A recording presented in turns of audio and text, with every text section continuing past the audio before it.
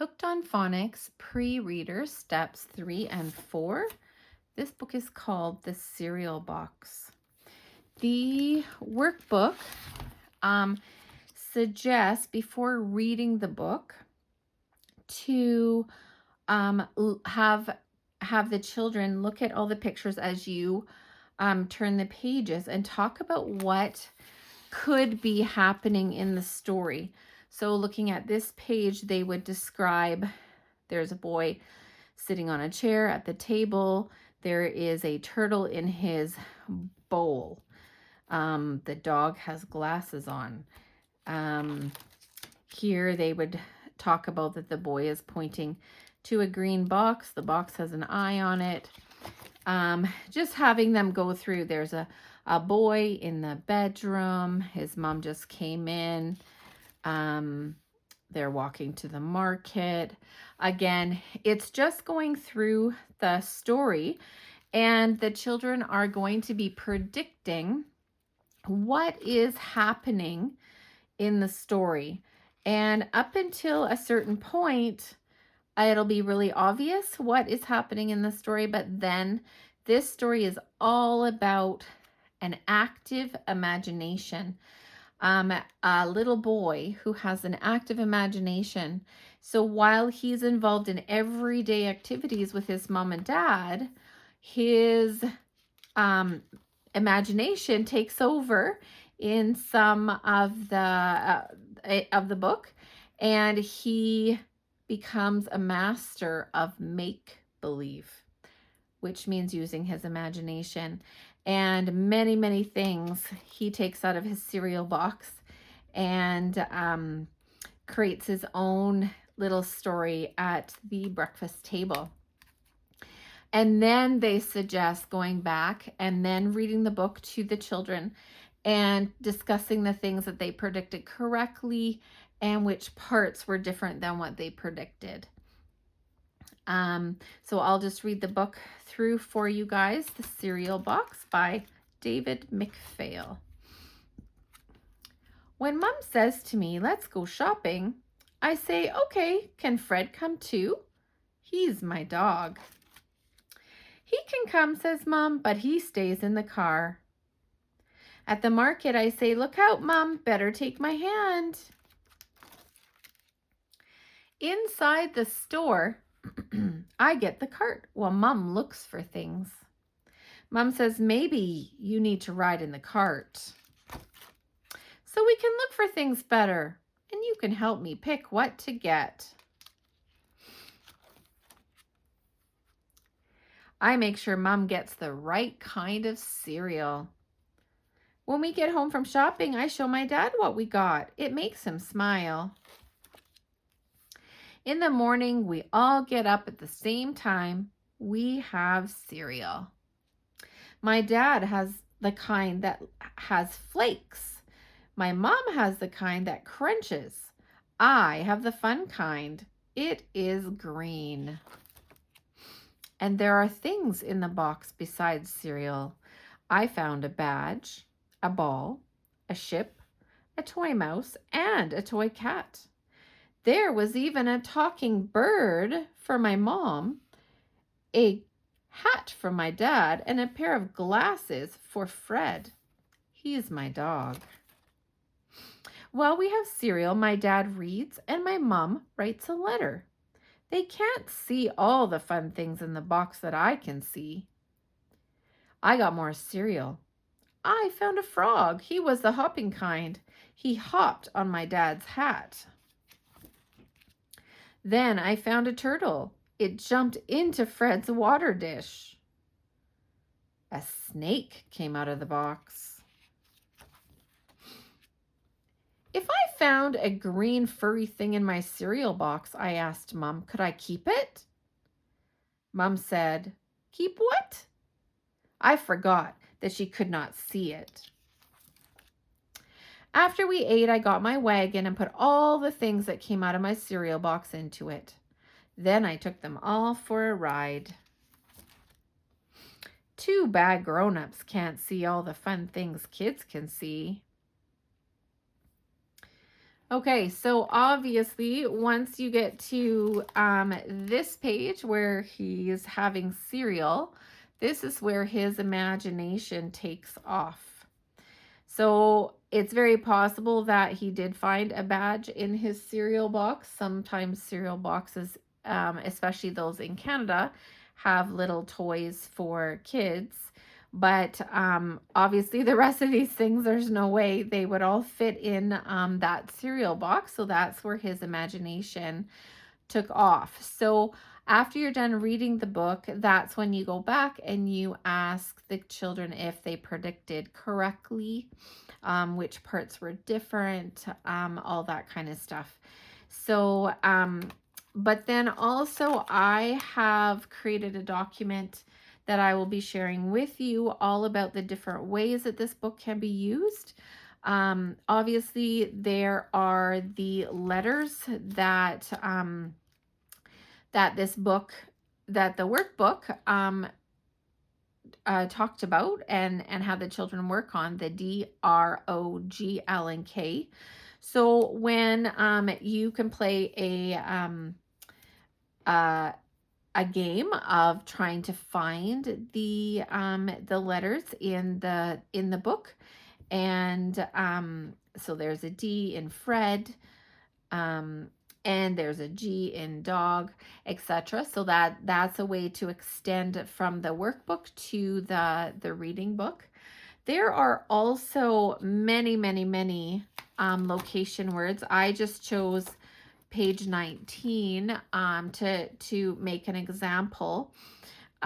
So again, obviously you guys are able to come up with your own location word questions, but on this page, I suggested where is the snake?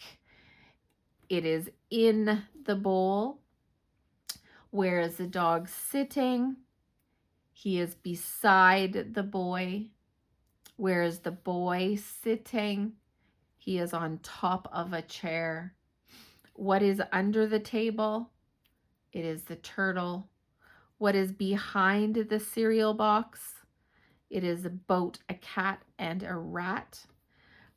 So again, those are location words. So some children really struggle with location words.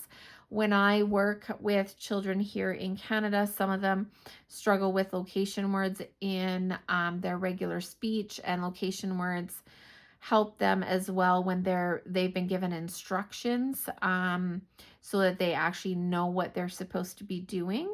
So I work a lot with location words with the children here in Canada. We can talk about safety. So back here on pages 4 and 5, as well as 6. So here, safety is he's little, so he's holding his mom's hand in even just walking out to their car and in the parking lot. Here we're talking about safety because he is not looking where he is going, and he runs into the shopkeeper, hurting the shopkeeper. And then again on this page, you can also talk about emotions. So obviously the mom is not very happy. The shopkeeper probably is a little bit angry, and it's very important here to talk about the fact that even when you accidentally hurt someone, or you accidentally do something to someone, it's a good idea to apologize to them, even if you don't mean to do it. I know here in Canada, the children, that is a hard concept. If they mean to hit somebody or take a book or something from them, then they understand better than if it's an accident. So it is important. That's an important concept for them to learn. The other big concept for them to understand is imagination. So I did, in the document, I did write down a definition of what imagination is. So if that can be of any help to you. I also I often, when there's pages like this, I often will play it's called I Spy. I'm not sure if, because I've never been to Liberia, I'm not sure if you guys play I Spy there, but in Canada we do play I Spy, and what this does is it's a good way for students to become more observant during reading of stories. It helps with their comprehension skills. So for these 2 pages, one of the things that I would say is, I spy with my little eye a frog. And then the children would be able to look through and they go, I see it. It's on top of the dad's hat. And then once the children understand that concept, then they can each have a turn thinking of something. So they would find something in the picture. I spy with my little eye a cow. And then the other children would look and they would find a cow on the pitcher of milk. And so again, that really helps with comprehension in a story. It helps getting them really observing what is happening, and this will help them throughout their life, because comprehension is so important with everything. This story also has multiple, I'm just trying to find it on my computer. It has multiple questions that can be asked. So who, what, where, and when. So just on this page, we can ask, where is the boy sitting? He is sitting on his bed. What is the boy doing? He's reading a book. Who is sitting beside the boy? It is his dog, Fred. Who came in the door? It's his mom. Where does she want to go? She wants to go shopping. So just on this page, you're getting all the questions. And again, I have discussed how important being able to answer questions are. So that's something to make sure that all your children in the class do know how to answer questions. Some of them become harder or are more hard for certain children, but some of them, like what questions, are usually the easier ones. But it's very important to ask the questions and try and get the children to answer. Now, one thing that I have learned in my work, so on this page, I have, where did Fred need to stay? Now, Fred is the dog. And so if the children don't know how to answer where, then sometimes what I'll do is I will give 2 answers and they can choose from that. So I would say, is the dog in the car or is the dog in the shop? And then the children might go, in their heads, they go, oh yeah, the dog is in the car. So then they are learning how to answer the where question, because you're giving them the option of 2 different answers.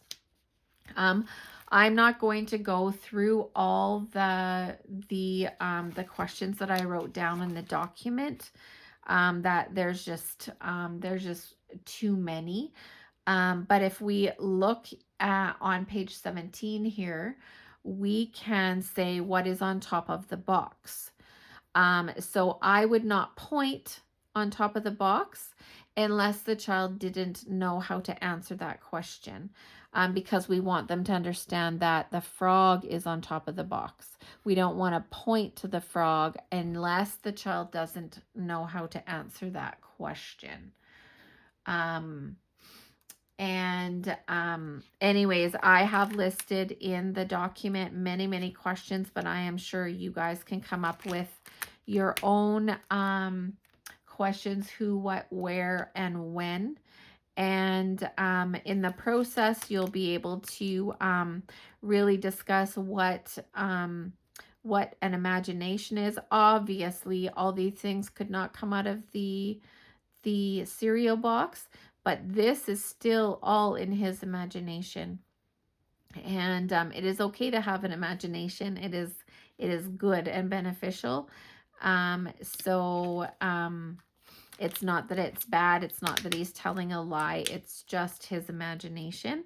And this last page, like it says, it too bad grown-ups can't see all the fun things kids can see.